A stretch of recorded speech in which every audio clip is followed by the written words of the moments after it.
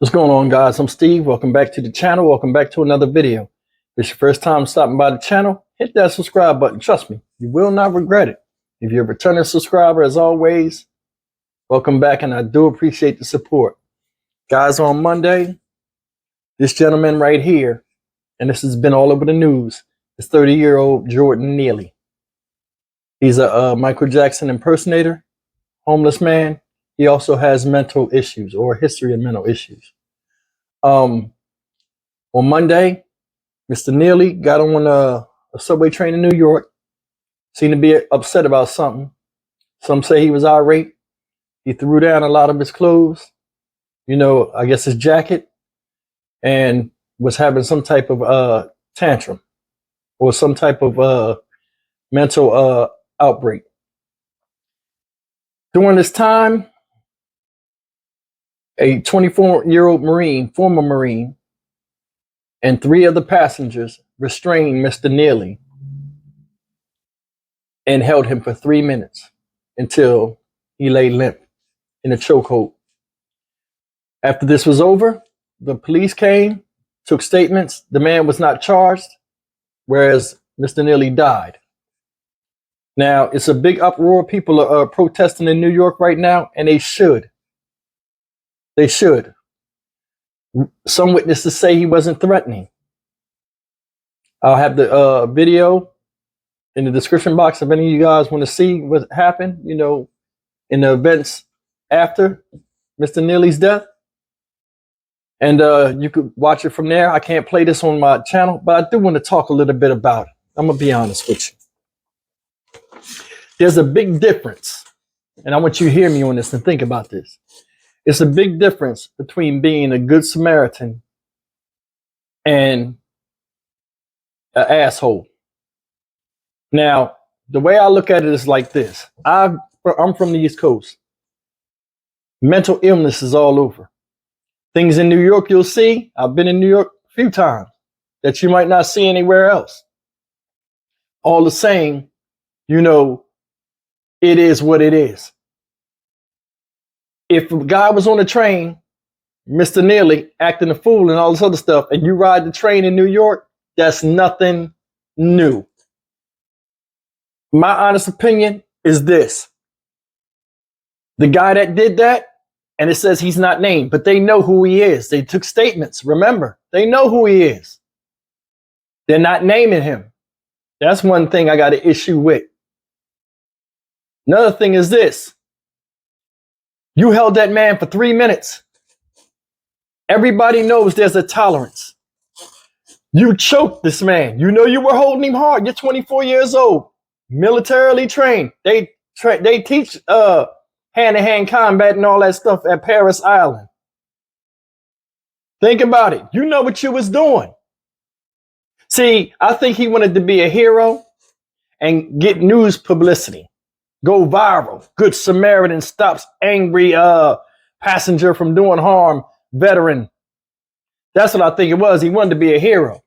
But you went overboard. You held that man for 3 minutes. The whole time, and that's why I brought up that basic training, that whole time they teach you chokeholds. You know when enough is enough, and you know when your grip is too tight. You wrap your legs around that man. You seen him struggling. You seen him bent a certain way. You could see the life was moving out of him. Bottom line is this. What you do, a normal person, you loosen your grip. But nah, not you. You want to be all gung-ho about it. And that's the part I don't feel. Him, the guy all 3 of them need to get locked up. Man 1, he need to get manslaughter 1 charge. Now, they talking about the DA's investigating for fucking what? The coroner said that he was choked out. The guy choked him out. So something needs to happen. Does he need capital 1? No, we don't need capital 1. I think he was just using that moment to overpower. Because, look at the kid. The kid is skinny. That's a skinny man. He ain't going to do nothing. And, I don't want to bring up George Floyd, but it's the same shit. Except police ain't involved. You don't know when you're choking somebody hard enough? That's the thing. We all wrestle and play around and stuff. Everybody knows when enough is enough. This guy right here wanted to make the news. And you did, asshole. Right up in Rikers Island. That's where you need to be at. Seriously, think about this. 3 minutes under tension. You seen how he was acting. You didn't hear him choking. I have no, man, look, I'm glad they protested. New York don't bullshit with this one. Don't bullshit. Cut the bullshit. Go get that dude. Go get him. Because this right here is out of, it's like getting out of control. Other witnesses said, yeah, he was being loud and panhandling, but he wasn't really threatening to any particular person or anything like that. Listen, homeless people with mental illness talk to themselves all the time. Listen, I was on a train one time, and I don't mean to be graphic. I was on a train one time, and it was a homeless guy. It was a rush hour. I was sitting there. A guy got on the train, and you know when the doors close, it'd be jam-packed. He was in there just mumbling himself, and he's saying all kind of crazy stuff that didn't make sense. The man, when the door opened, the man dropped his trousers and defecated right on the floor, and then laughed and ran off. You see crazy stuff, man. It's just one of those things about riding a train or anywhere somebody has access to getting on a train without paying. People have been jumping turnstiles in subway stations for years. I'm not saying that's what he did, but I mean, the man was doing something to make a living for himself. A Michael Jackson impersonator, being that it doesn't have anything to do with the case, but still, the Marine didn't know about the situation. But the bottom line is this. You attacked the dude and felt as though you had to be the hero to save the train. And now somebody's dead. Now you're looking stupid as hell. With all this public outcry, you know what I'm saying? Something going to happen. And I hope they charge him with manslaughter. You know what I mean? Because I don't know the difference between second and third. I mean, I don't know the difference between third degree murder and man one is. You know, I ain't never been charged with that kind of stuff. But still, man, he needs to get something. Something has to happen. Just because he was a homeless man don't mean he's still not a human being. You know, a lot of times these things like this get brushed under the rug. I'm so glad the people in New York are pulling for justice for this man. Because it's messed up. You could see when he was in his right mind, he was a good dude. Now, what spurred him to act the way he act, you don't know. And that's another thing. You never know what people are going through in their daily, in their day that make them act a certain way. And if he's not threatening you directly, you should chill the fuck out. Unless he was an imminent threat to do bodily harm to somebody else, then you spring into action. But that man was thin as my finger. You could have held him there until the next stop and then picked him up and threw him off the train. That's the thing. They said the train, he was on the train and the doors open and close. And went on, and they could have laid him off the train. That's one of the big reasons why I'm not feeling it neither. You could have let him go. If you had him subdued. That's the thing. You had him subdued. Why even insist? You wrapping your legs around him like you in fucking MMA. The other guy, he trying to, Jordan Neely trying to reach his throat to create, air, like a space on his trachea between the guy's arm. The other asshole holding his arm back. Me personally, I wouldn't have went for that shit. On the track, and it's the thing. People are always recording shit. Why y'all don't never do nothing? You recorded. I wonder the person that recorded that, honestly, because it takes a certain type of mindset to do that shit and not say nothing, not interfere. You recorded a man getting killed. You seen he was getting weak. You didn't jump up or nothing like, hey man, that's enough. Let him go. What the fuck, man? Where's the compassion with us? Seriously, where's the compassion?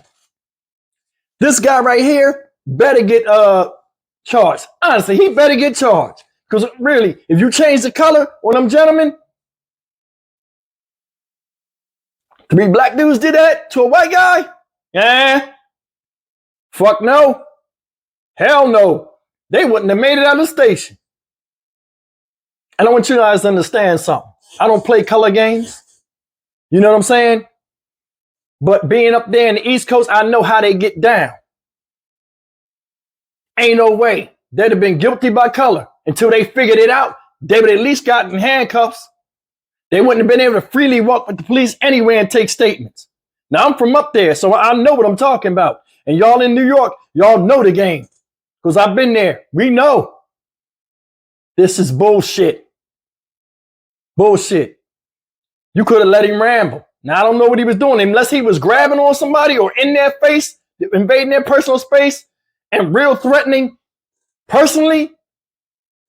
Come on, man. You ignore that shit just like everybody else do. You ain't got to be G.I. Joe and all this other dumb shit. Man, I'm not feeling this, man. Listen.